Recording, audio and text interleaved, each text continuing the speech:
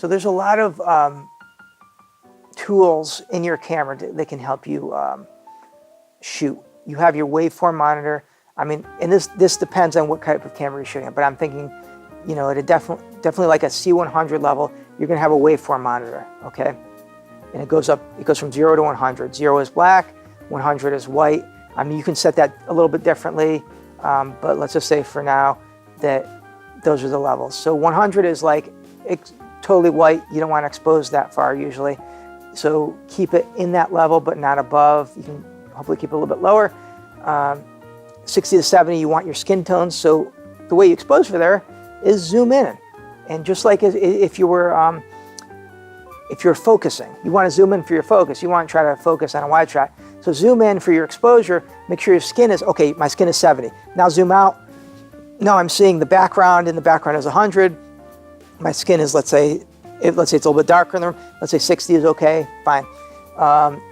And your blacks can be a little bit higher. That's fine, because we can bring them down.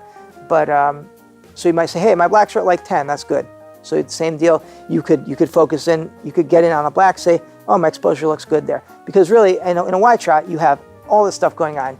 You have your highs. You have your mediums. You have your lows. Your waveform monitor is going to show you that stuff, but it's going to be a lot easier if you kind of zoom in. You see those sections, and then you zoom out. Now, if you don't have the opportunity to do that, you can't do that in every shot. Then you can look at the overall shot. If you're close on the subject, you're going to want to expose for your skin. You should always expose for your skin.